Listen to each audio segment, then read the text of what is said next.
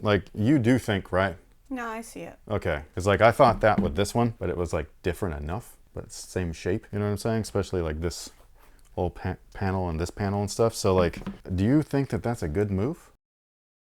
Half of me is like, cool, they look like something I love. But then the other half of me is like, are Nike designers just out of juice? Like, do they got no creativity in the bank anymore? Like, what's happening? All we've got are protros, retros, and this. What's new? What's gonna wow me? I need something that gives me a second glance. That recovery shoe that's coming out. Yeah, but you can't play in those. I'm just saying, it's Those are giving crazy. you some juice. Those are crazy.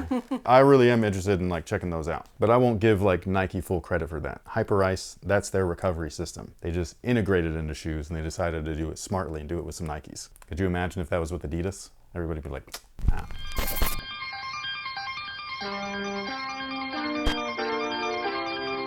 Hey, what's going on, guys? My name's Chris. Welcome back to the official WearTesters.com YouTube channel. Today we got a detailed look on these potential bad boys / bad girls right here. This is the Nike Sabrina 2. I am so excited to play in these. You guys have no idea. Now, right off the bat, I will say that while tech specs have changed minorly when compared to the Sabrina 1s, it's not going to be a drastic difference. Like, a lot of the stuff is actually very similar, if not damn near identical. Materials, cushion, all that kind of stuff, very similar. They did switch up the cushion with these guys a little bit as far as like the actual foam compounds. I will say that this one feels a little bit better right now, but hopefully these will break in and become more like these. But the main thing that they definitely kept in place is the last, and the last is actually the foot shape that the upper is built around. So that gives the shoe its shape and everything like that. That's also the one thing that I just don't like. It's a very weird last. It's a very straight last. It almost feels like they're pushing your foot this way. You know what I mean? And I can feel that, especially in my right shoe. My left shoe always feels okay, but my right shoe, for some reason, it feels like the shoe is just drawing me over in this direction, which is super weird. And they use this same last in the majority of their shoes right now, and by they I mean Nike basketball. So this last is very similar, if not identical, to what they're using in the KDs, the Jaw 1s, and there's some others as well. I don't think that that's like a great move. I do like when they use slightly different lasts between models, just because that'll cater to more foot shapes, you know what I mean? Whereas right now they're kind of narrowing it down to like, only if your foot shape is like this are they gonna really accommodate you well. I don't think it's a huge drawback. I just think that they've had better lasts before. Like, I personally love the Kobe 5 last. Even if we're talking about the Protro version, I like that one too. I wish that that was something that was on here, you know what I mean? But it is what it is. And before I forget, we do have two colorways.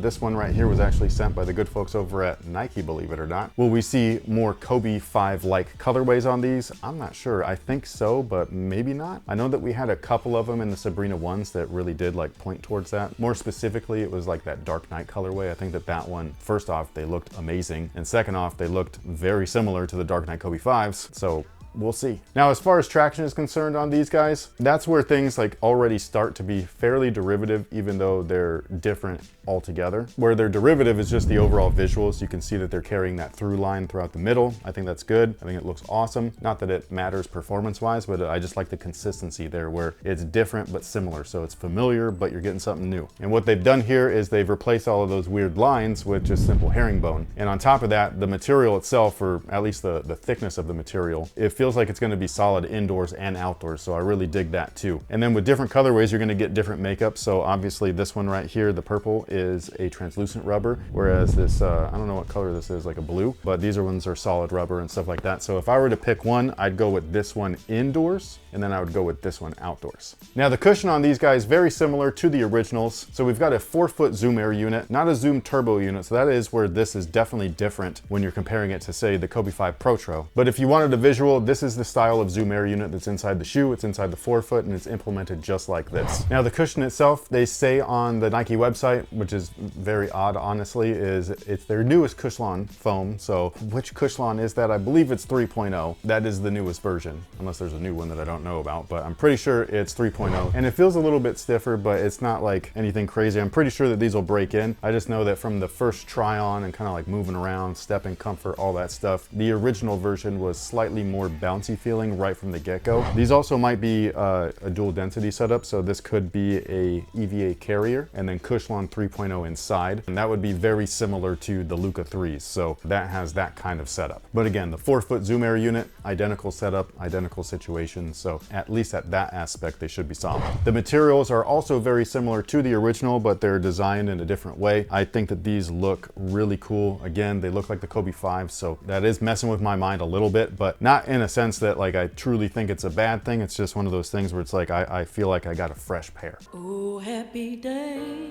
Oh, happy day. And as far as what those materials primarily are, it's a lot of this screen mesh.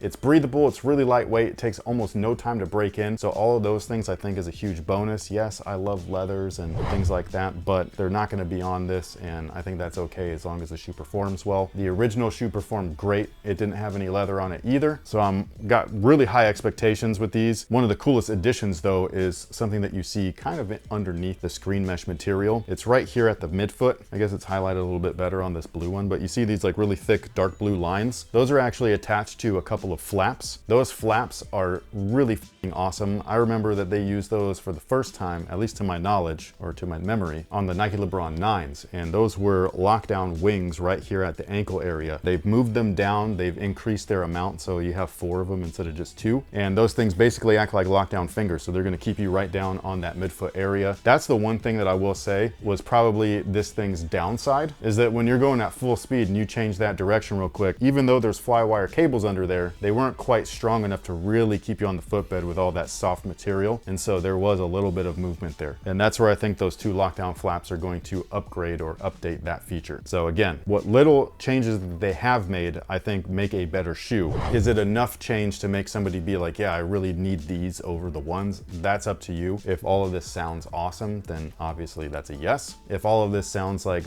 such minor tweaks that you're like, I could catch these on sale, if they end up, you know, they're gonna flood the market with colorways like they did last time, then I would just be very patient. Now the insole is this piece of shit right here. It's nothing special, it's nothing fancy. If you needed something a little bit more, whether that be for cushion or for torsion support or arch support, there's insoles for that, so you can go ahead and take that out and swap it out with anything else that you need. And as far as fit is concerned, they do fit true to size lengthwise. Again, I don't love that shape of the last, but they do fit identically to the original Sabrina 1s. So whatever size you grabbed in those, assuming that you owned a pair, that's exactly what I would grab here. They're gonna fit you exactly the same. That's the one thing where like consistency, at least they're consistent. So if you love the way that these shoes fit, like right now, then you're probably loving this. Like you're probably gonna be able to wear the Jaws, these, the KDs, no problem, no questions asked. They're all universal. But with that being said, what do we have for today's question of the day? Would you rather eat with someone who spits when they eat or someone who eats really loud? When you say eats really loud, you mean chew? Yeah. Okay, because I grew up with somebody that was a spit eater.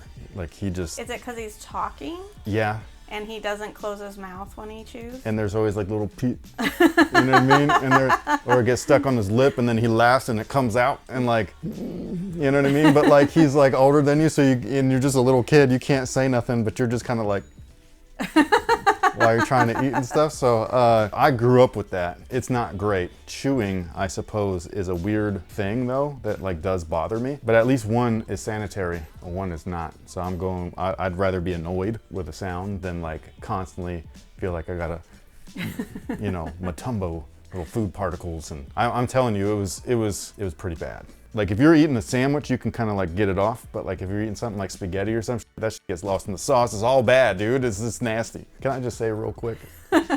This has nothing to do with food or eating or anything, but I really love the toe. They put little, I want to say that it's polyurethane, but I really don't know, but they put it on the toe cap area. Obviously looks to mimic the toe rand of the Kobe's, but it really reminds me of the Kobe 6, the scales, because it's there to protect the material underneath. These are so cool looking. I'm so excited playing these. I really hope that they're as awesome as the first one. But sound off below. Let us know what you think about these in the comment section. Are you super excited for this? Do you feel like there's not enough changes between the Sabrina 1? Are they too close to the Kobe 5s? I'd love to know your guys' thoughts overall, so sound off below. Let us know. Thank you so much for being here. Thank you so much for hanging out with us. We really do appreciate you guys. We will catch y'all on the next one. So until then, y'all have a good one.